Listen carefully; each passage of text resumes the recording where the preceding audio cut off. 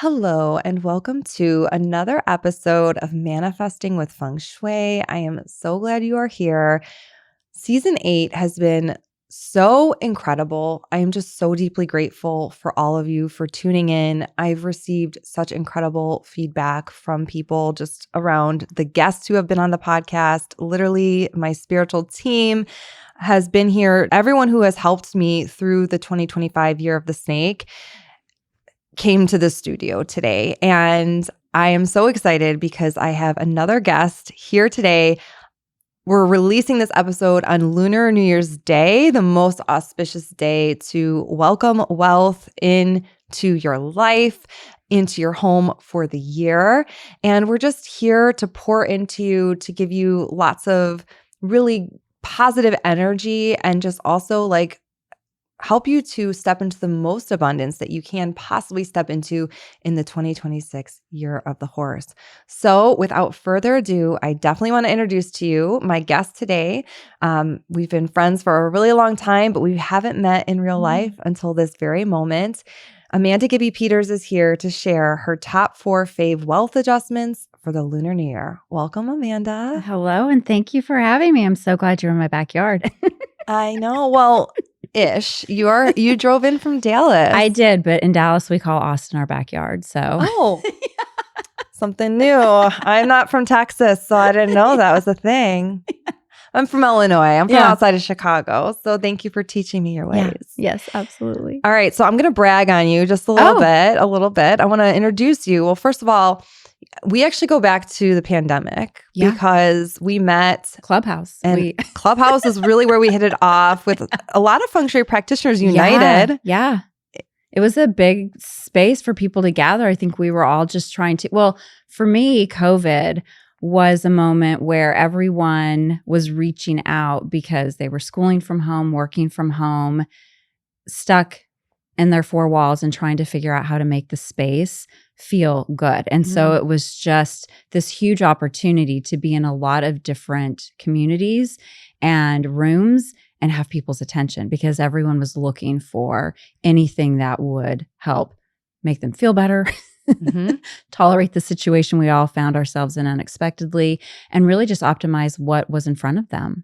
Well, I just also love that there's a 7 degrees of separation as always. And so the more I would follow your work because you wrote a book, Simple Shui, and it has stood the test of time. It's such a beautiful book. Thank you. It gives a tip every single day of what you can do. Yeah. And that is your zone of genius, which is taking this complex theory of Feng Shui, this manifesting method, and making it accessible, making it simple, but so highly impactful. And in this episode today, when we talk about the 4 Fave wealth adjustments, you're certainly going to get more than that. Because the thing is, Amanda, you're just a wealth of knowledge. And there's so many little adjustments that you have taught me over the years that have compounded in my own personal life. And it's just really impacted me. So I want to thank you for that. And I also want to I love how, as I was looking at your bio and everything, you've been doing this for over 20 years and you have been called the Martha Stewart of Feng Shui. Yeah, I got called that by Amazon. So way back, I would do tips on Alexa, and the moniker they gave me was the Martha Stewart of Feng Shui. And I was like, I'm going to take that. Perfect. Well, I love it. It says, because you are able to make the complex principles practical, stylish, and life-changing. I mean, Martha Stewart, practical, stylish, life-changing.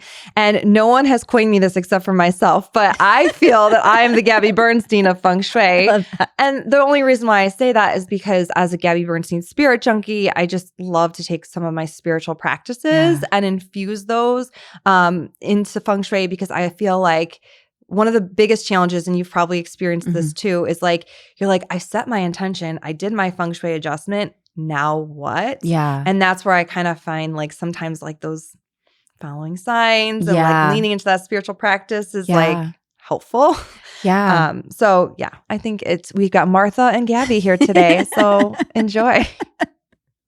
All right, but I really want to turn this on to you. So ultimately, I have done, like I said, several rituals. And like Yeah. this year in particular, now that we're like in the Lunar New Year, I Mhm. remembered last year Mhm. you were talking about like make a dramatic change in your home at the Oh, beginning of the the year. as if. So Yeah. maybe you can tell us about that in a little bit, because I think like let's get to that, Okay. because it was like a little too late for me to activate that in last year, but then the year that I originally heard it. So then in 2025, year of the snake, I was Mhm. like, I'm doing this. Good. So I want to give you an update. I Okay. want to share how that came up for me real life. And I Mhm. know you actually have like you do it every year. So Yeah. I want to hear about that. What's it Yeah. called again? Well, I call it the as if, but when we get to it, I'll definitely share more because it's something you can do anytime. Oh, But I like to really? do it at the Lunar New Year because so Lillian too taught me that, and that's where that pulls from. And she calls it like the lucky object, and you have to do something really significant to change the chi.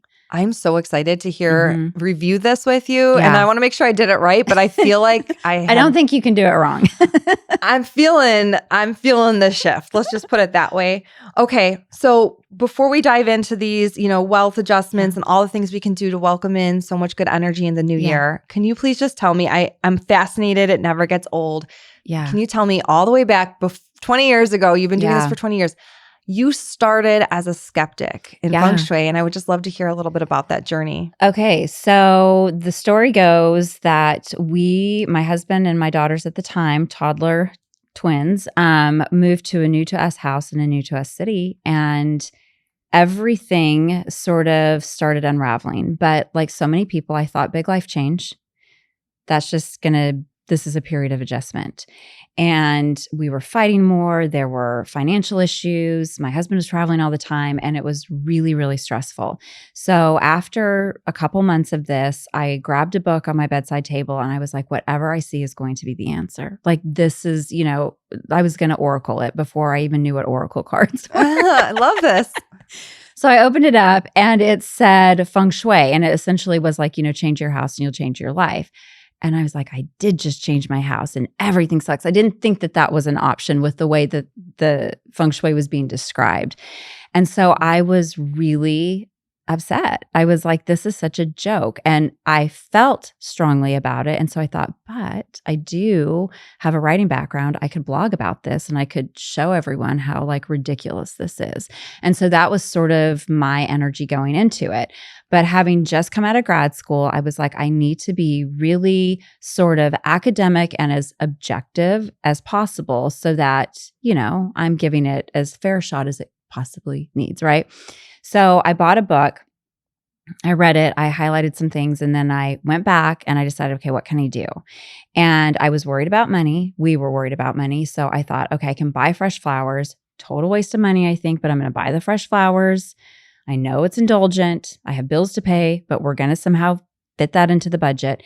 And I'm going to add purple to my kitchen because that was something that I didn't feel was going to infringe on our budget or anything. So those were the things I started with. And what I noticed, and what I am always careful to tell people, is I didn't have some transactional overnight change. It was that I was curious to learn more. I wanted to keep trying things. And so I got another book. And I found some more things to do. And it just felt like our house was beginning to actually feel like a home, and it hadn't. And so, somewhere within like the first 2 months, some really big changes happened. My husband got offered a new job out of the blue. It more than doubled his salary, and he didn't have to travel. My daughters, who I said were toddlers, it's a tough age. They were offered a spot in a preschool that we had been told was filled, and there was no way that they would get in because we hadn't been on the wait list. Suddenly they had openings, same day, same time. And like, Wow. I felt like I was getting my life back. You would think that would convert me, but it didn't. I was still a little skeptical. So I thought, I'm going to put it through one more test. Now that we have a little bit extra money coming in, I want to find a freelance job because I just finished grad school and my intention was to go back and get my PhD. So I wanted to be doing something in between just to create some connective tissue. So I found 3 places that I thought would be really cool to work for. I'm going to date myself. You had to send in letters and your resume, which is what I did. And I heard back from all 3. But here's where it gets really cool. I went and interviewed at all 3 places. All 3 CEOs came out and met me. and I was offered a job with all 3 spaces. Okay. Wow. It was totally cold. I still wasn't convinced it was feng shui. Okay. So I had sort of a Mary Poppins list of things that I needed this job to offer. And I took the job that gave me all of those, even though, as I refer to it often, it wasn't the sexy job. One was a PR company, one was a publishing company, and the other one was with the State Department. The State Department gave me everything I wanted. So I was like, okay, I'm yours. Okay. Mm-hmm. So right after that happened, the economy crashed and the publishing house and the PR company let everyone go. And the State Department kept me employed. And I was like, okay, something's going on. Yeah. And I need to stop being a skeptic. And I really need to figure this out. And that's when I went all in. Oh, I love that. Yeah. Because I mean, how often does this happen where people are just like, well, maybe that's just a coincidence? The coincidence Does that I hear. happen? And Is I it hear that all the coincidence or is time. it feng shui? And you're like, well, but of course. I have an answer for that though. When people are like, let's how hear. do you know it wasn't just a coincidence? I'm like, well, we have this before and after. I'm here now. Nothing was happening before. So either I'm a good luck charm or feng shui works. And I don't care what you choose. Yeah, either one works. I love that. So good. Okay, so I also feel like, you have been in like my 12-month manifesting journey. I don't know if you remember, you talked about space clearing. Yeah. And one of the stories you talked about in that is how when you were in your home in Texas, all these things were going awry, like you just explained, and then things turned around through feng shui. But then didn't you also express something about predecessor energy? And then at what point did you discover space clearing? Because when I think of you, Amanda, aren't you also trained as a trained shaman, or you've worked with shamans? I've done an earth medicine program. So I haven't been trained as a shaman, but I've worked with I did a year-long study with Pixie Lighthorse. So yeah, I have, a little bit of. I feel like you're the queen of space clearing, and I just learned so much from you when you speak of it. Like, when did you discover it? And do you think like clearing the predecessor energy of the home that you live in Texas, made a huge impact? Do you think you were picking up on some of that? So here's what's really crazy. So like many people, when I first picked up books, and you have to think back then, there weren't a ton of books. There weren't a ton of, we didn't even have online, you just it was a very limited, selection. And so after reading some of the basic books, which cover, the Bagua and the 5 elements and, just some of the main principles, I found Karen Kingston's book on space clearing and I read it. And I know it seems so weird today because you can find smoke bundles everywhere. You can find, everyone talks about clearing space and energy and all this stuff. But back then, that was just not something that most people were even familiar with. So I was way out of my comfort zone. But I thought, okay, I want to try this. And that's another really cool story in that after I did the whole sort of Karen Kingston template, and I've definitely adapted it now for, what I like to do. But when I was done, this woman who was a spin instructor in our neighborhood, we ran into each other at the grocery store, and she mentioned to me that she knew the family that lived there before and that they had been really unhappy and that they had been fighting about money, that their marriage had been really stressed. And as soon as they moved out of the house, they got divorced. And it clicked right then, after I'd done the space clearing, right, that we had essentially slipped into their shoes and were walking around the house in their energetic footprint. And that's what we were picking up on. And that is when space clearing moved to the top of the list for me in terms of, before we go through everything that we could possibly talk about in a consultation or even, questions that randomly come in, I'm really curious about what is the energy of the space. And it can be someone who lived there before, but it could also be your own stuff. Well, that's so interesting because my teacher, Lori Polly, started the Feng Shui School of Chicago, and that's where I was trained. I believe we're both trained in BTB. Yes. Is that correct? Yes. So I actually, Feng Shui practitioners need Feng Shui practitioners too, because we all have our own blind spots. And so she was in town.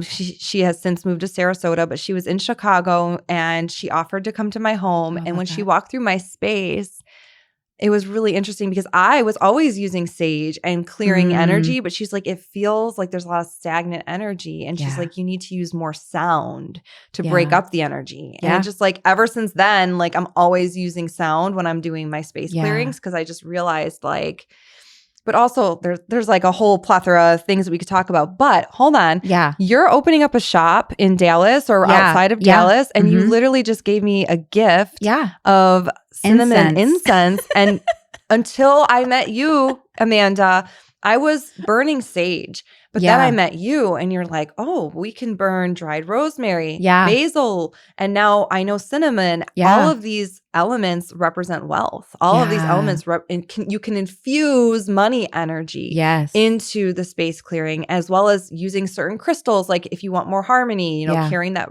pink rose quartz or something. So not to get on a tangent about space clearing or anything, but, we are talking about your 4 favorite, money, wealth adjustments for the Lunar New Year. Yeah. I know you've worked with cinnamon a lot. Is there anything that you would like to share in regards to working with cinnamon or different elements? So that's, let me just touch on this. That's the thing, is that a lot of people work with sage. I think that if you are brand new into space clearing, you think it has to be smoky, you think it has to be sage. Sage is very cloying. It's very heavy. It's actually something that should be worked with, less than more, because it can cling. And so I would imagine that it probably did feel heavy, when she was like work with sound. Can you explain what that means if you're using sage and it clings? That means like it gets really heavy. So if you're not really aerate, like, you don't have good airflow, it can hold on. I mean, it's a little bit of a heavier scent. And so it has a way of holding on into your space. And so like people will say to me, I'm too sensitive to the smell. And it's heavier, but it's meant to be worked with in very, when you're trying to like go back to the almost default settings, right? Let's get back to good. Not necessarily because, I had a bad argument with my boyfriend, let me just go. There are other things. And so one of the things that I try to do on the socials and in my classes and courses is just like, look at, you have a whole kitchen. Salt is one of my favorite things to work with. Salt is one of my absolute favorite because it doesn't feel cost prohibitive to anyone. It's something that pretty much everyone can get a hold of. And it's easy to keep in supply for quick fixes. And I work with it in really heavy situations, like really traumatic situations. And it gives people relief. So I can speak from that experience. It's not just my own personal. You just reminded me, I've learned so much from you over the years. And the 24-hour salt cure was something that I learned from you. And if you'd like to share it today, I really feel like it's powerful. My only question for you, though, is I have used table salt before. Is that okay? And I'll let you explain the whole thing. But that was like my initial question. So people ask that. And listen, I always teach how I was taught because I feel like that's how we honor the lineage and just sort of the wisdom that gets passed on to us. So I tell people, if you truly have nothing else, use table salt. Totally fine. But if you think that this is something that you're going to work with, and salt is one of those that doesn't have where I say work with sage on a more limited basis, salt you can work with as much anytime. Invest in some rock salt, invest in some sea salt, just buy yourself a huge bag and keep it in the pantry. Love that. Yeah. So with the remedy that you're talking about, it's basically putting a bowl of salt out. People are going to ask what size bowl. It doesn't matter. Okay. You can do as big as you want, but I usually just use a cereal bowl or smaller. Fill it up about 70% and set it in the center of your space. If you can't set it in the center of your space, just put it where it is, you're not going to forget it. Leave it out for up to 24 hours. And essentially what it's doing is it's pulling all of sort of the negative grubby energy out of the air, and then you're going to dump it. I don't care if you flush it. I don't care if you put it back into the earth. I don't care if you put it in an outside trash, but remove it from the space because it's done its job. It's basically mopped up all the energy that, it kind of feels like it's creating resistance or a little bit of stickiness. I've used the 24-hour salt cure when, if my kids have nightmares. Yes. I've also used it if I just feel this is for the ladies, if it's that time of month, because you also taught me, if you're menstruating, it's not a good time to do a space clearing because when you're bleeding, it will you'll end up absorbing. Yeah, you're super vulnerable. Your energy's the lowest because it's doing some shedding. And so it just makes you more susceptible. So you would recommend maybe the salt cure for instead. Sure. Yeah. And so when you originally described this to me, and I know you could hear yourself saying this, you're like, you have to make sure you dump it no more than 24 hours because then all the little gremlins start coming up. Yeah. Yeah. And I loved that analogy. I'm like, that's right. Because it's because there are some people who will say oh, the energy's so heavy, so negative. I'm going to Yeah. leave this bowl of salt out all week, but really it's counteractive Right. right? And you can refresh. And that's why I love salt, because Mhm. it's not expensive. Do you know what I'm saying? Yeah. Where like procuring some of these other ingredients sometimes feel like they're out of reach. They're not local. They're not, part of your regular routine. Go down your grocery aisle. You got all sorts of choices Yeah. when it comes to salt. So if I could go down the list of just things that like you had mentioned buying the fresh flowers for your kitchen, Yeah. those purple, adding some purple, maybe purple flowers. Yeah. I started, and I've kind of, you know what? I'm going to make a commitment here to everyone watching and listening today. Like I'm going to start replenishing my dining room table with fresh flowers, Yeah. as well as the wealth area with fresh flowers, because I feel of my kitchen.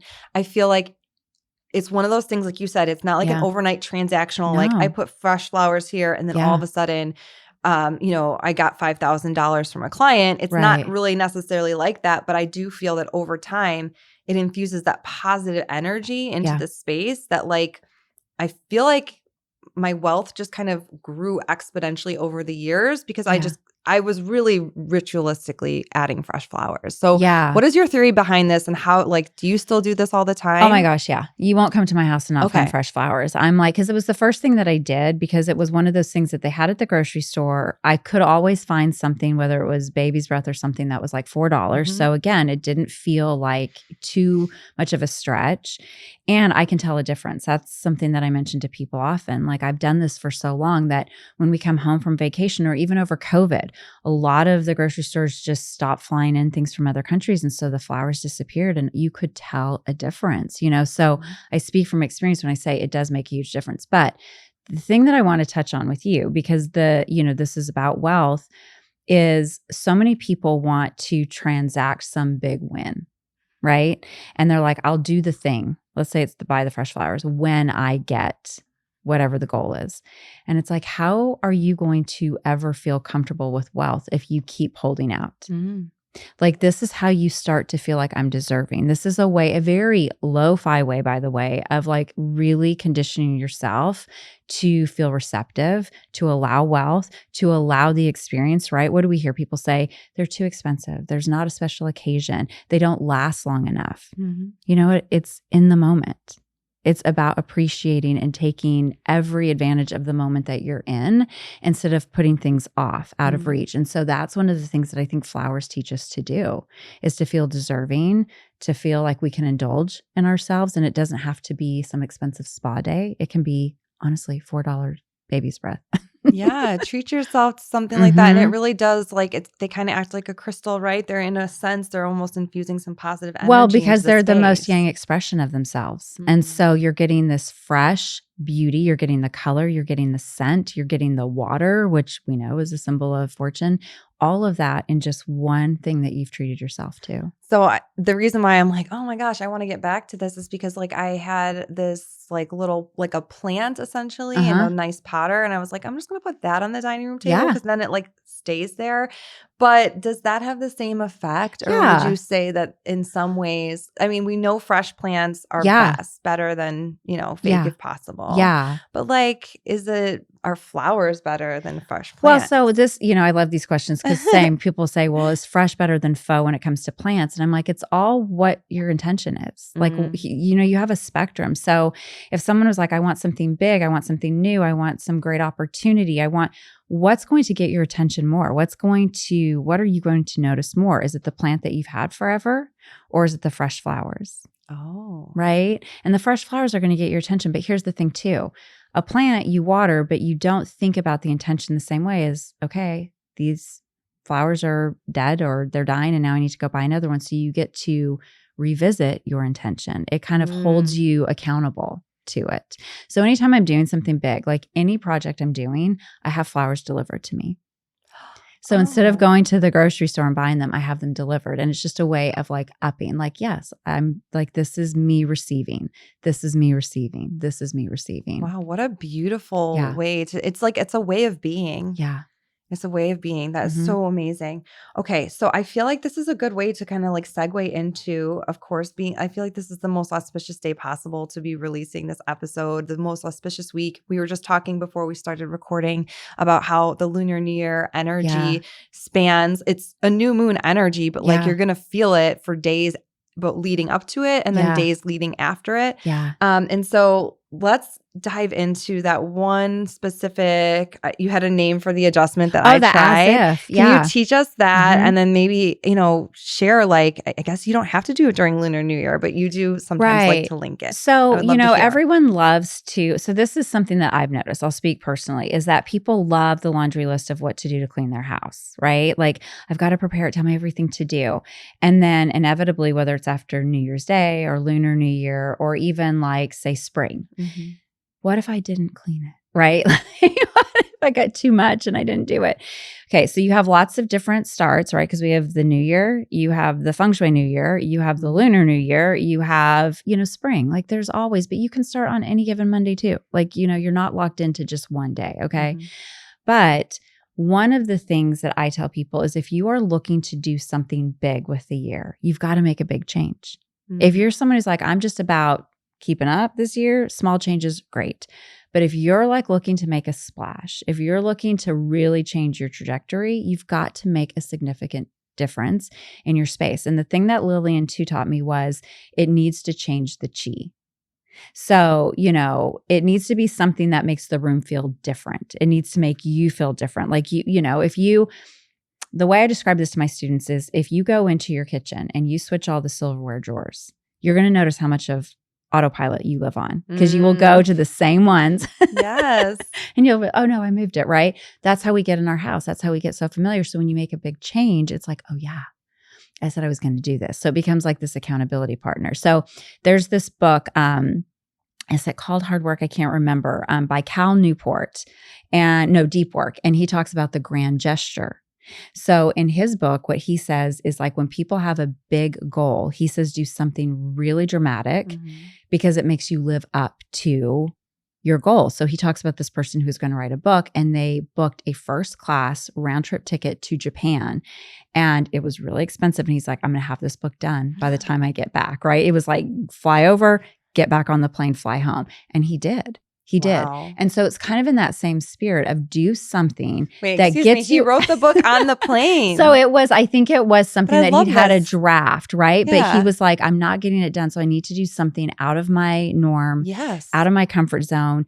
This is it was like a $20,000 ticket or something to fly round trip first class.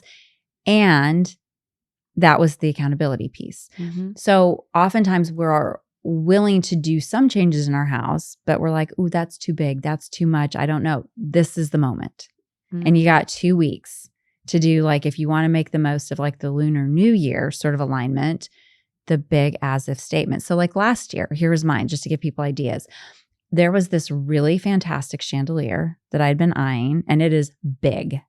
And I was like, I want it in my office. I have tall ceilings. And so literally on New Year's Eve, I had my husband and my daughters put it in for me because it was like lots of little glow ball. Like it was like 70 of these glow glass balls. And I was like, there's no way all of us can do it. So you guys figure out your system and do it. But that was my big as if. And it was about illumination. It was about looking up. There was all this metaphor that was tied to it. It was beauty. In your home office, right? Yes. Okay. And you see it right when you walk in. Okay.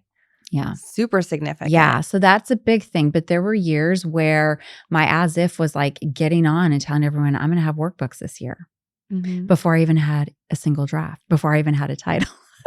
Oh, wow. So you're big as if. Yes. It's like act as if it's already done. Yes. That's Ooh, the as if. So it's like, what would you do? That's why it's big, right? So it's kind of like this hybrid of Lillian Tu's Lucky Object, which she does with all of her clients.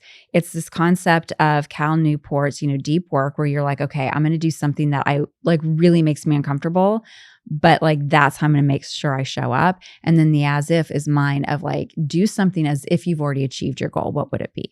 Ooh, I love that. Yeah. So I think I must have just like copied what you did Mhm. with the chandelier in your I home love that. office Yeah. because I was inspired by that. Yeah. And we updated the pendant lights above our kitchen Yes. island Yeah. as well as the lighting above our kitchen table. So Mhm. the kitchen island falls in the wealth area Uh-huh. and then the dining or the table falls in the fame and reputation area. Oh, nice. What I will say is I do feel that those areas have shifted a lot. And, fame and reputation, just like how you're perceived by the Yeah. outside world, visibility, Sure. showing up. But, whenever we are manifesting something big, it also calls us to evolve into a different version of For ourselves. sure. And the thing that's been really on my mind lately is like, be careful what you wish for because you might just get it all type of thing. Mhm. Mhm. So like, and I've heard you talk about this, like, you know, um, sometimes you've worked with people who like they notice like a lot of things start shifting and Mhm. changing and it's kind of uncomfortable. You've been doing this for 20 years. Yeah. So in your own personal experience or experience with clients, Yeah. what is your advice when things start to shift, but it's like, yeah, this is what I asked for, but it's like super uncomfortable. Well, Has so I'm this going to happened give in you your a life? very Capricorn answer Oh, I here. love this. Because, one of the things, like I was just having a conversation with a student and he was mentioning wanting, more visibility. And I'm like, okay, and what do you want to do with that visibility? Right. And it's like this immediate jump to like, I'll have clients, I'll have, okay, what do you have? Where can you put these people? Or is it all one-on-one? Like how can you scale?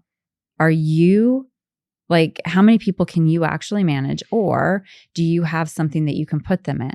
That's a be careful what you wish for. I had this experience. I went on a podcast. This was several years ago before I had my course, but I was really close. Your course, be your own feng shui consultant. So I just changed to the Simple Shui course. Oh, okay. Because people were getting so confused between that and house therapy. So I was like, let's just call this the Simple Shui course. Okay, you have a Simple Shui course. I love it. Thank you. Yeah. So anyway, they Sorry, he was yes, like wanting. so he was, you had this experience yes, with like wanting more so clients and I wanting all had these yes, things. thank you. So so I was on this podcast and I mentioned the course, and I had probably 100 people reach out about the course, but it wasn't ready yet. Okay. So I was like, oh, there she goes. Oh. And there she goes.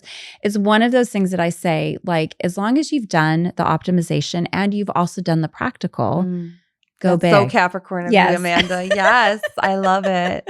It is. But also I tell people, if something starts to shift and you're uncomfortable, that's the great thing about feng shui. If you don't do 100 things all at once and you really sort of temper it, you can undo things. Right? Like if you move something and it feels like it's triggering too much, right? One of the things that I'll talk about is like the command desk, and sometimes that's the kind of visibility people aren't ready for. That's the kind of accountability people aren't ready for. They think they want it. And then when it happens, they're very uncomfortable. Move the desk back. Oh, okay. Right? Yeah, when things start to shift, like move it back if you're like, it's too much. Because some people are just not like, I think that's such an important piece of the feng shui conversation is there is what you do with feng shui, but there's also like, what are you doing? One of my first teachers always said, make sure you are edifying alongside what you're doing with your home because it is a conversation. Yeah. Right. And so if you're just co-opting to your house and you're not doing any of the inner work, you could end up in a moment of like, oh man. Yes, you have.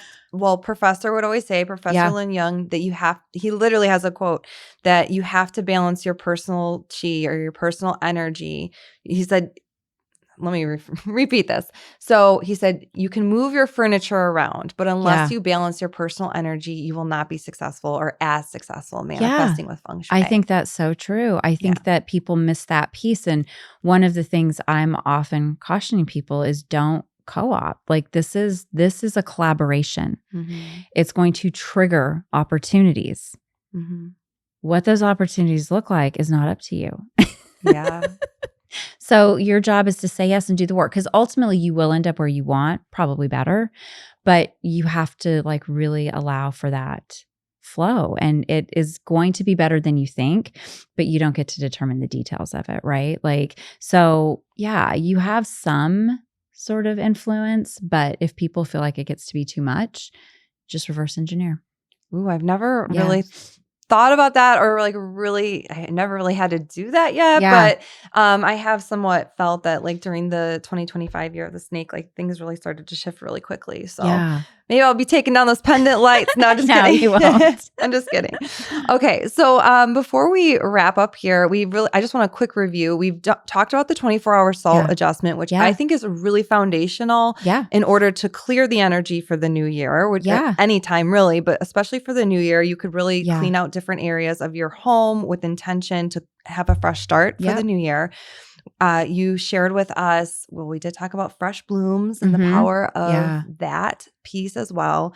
And also the power of acting as if, or, actually like doing something dramatic in a specific gua or area of life to promote some really positive shifts. Yeah. Are there any other and we, of course, we talked about other things. We talked about like using cinnamon and rosemary and other different things that you could actually burn to clear a space, but also attract abundance. Yeah. Is there are there any other tips that you would like to share with us as we were in the starting off the year of the horse? I think we're all ready for this fresh energy. Yeah. But is there anything that you could recommend or that you'll be doing this year to kind of welcome in fresh energy and step into more abundance in 2026? So something I'll say, and it's really simple, and people are going to be like, of course I know that, but I'm going to share it because only 12% of the population actually does this. Okay.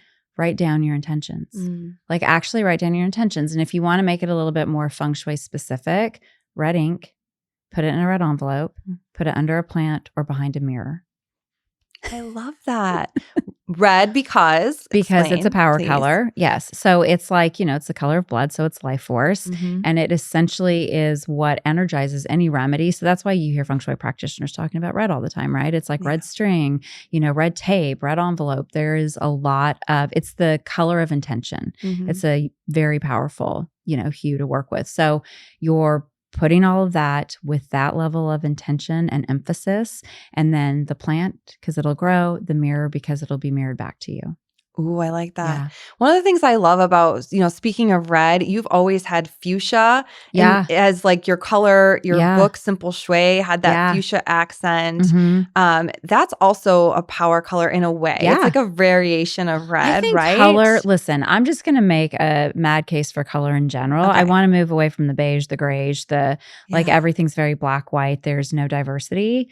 We need color. We need color. It is a form of abundance. Ooh. Yeah. Color is a form of abundance. I was saying that this, Amanda inspired my shirt today. I'm wearing a fuchsia. And you should. I show up in a black shirt. I know. But she's got beautiful fuchsia lipstick on, I noticed. And honestly, it's like, how cool is that though? Like, I don't know, in some way that like subconsciously or maybe consciously, you inspired me to wear more color. Like that just shows your impact just as the person that you are, the energy that you exude, the way that you touch people's life. And I think that like I know you've changed my life, but I know like you just changed the people's lives that you come in contact with, or even just anyone who's tuning in to this podcast episode today. It's like I guarantee there's going to be action steps taken after listening to today's episode and lives changed because of it. So Amanda, thank you so much for being here. Is there anything you'd like to share in regards to how we can find you or things that are coming up? I know you're opening a shop, which is incredible. Yes. And, I mean, you posted a reel with like Fleetwood Mac in the background. I'm like, I just want to go now because obviously that's the vibe. It's a little bit of shui, a little bit of witchy. It's going to be fun. So Saint Ritual is the name of the store. More of that to come. I would say the best place to kind of dive into my world would be get on my newsletter at simpleshui.com. If you want like a rabbit hole, Instagram. There's so much information over there. And then from there, you can check out my book, my courses, my certification. Oh, I have a podcast too, House Therapy. That's another really quick way, 15-minute episodes. Get a little dose of shui for the week and you're good to go. Oh, I love it. Yeah. Well, thank you for literally like blessing us with your presence here on this podcast, and definitely check it out. We can link it all in the show notes. Amazing. So thank you again for being here, Amanda. Thank you for having me. I appreciate it. We are now IRL in real life friends, and it's just amazing. So thank you for being here, and everyone else, thank you. Happy Lunar New Year. Happy 2026, Year of the Horse. I will see you next week where I will help you design the life you deserve. See you soon.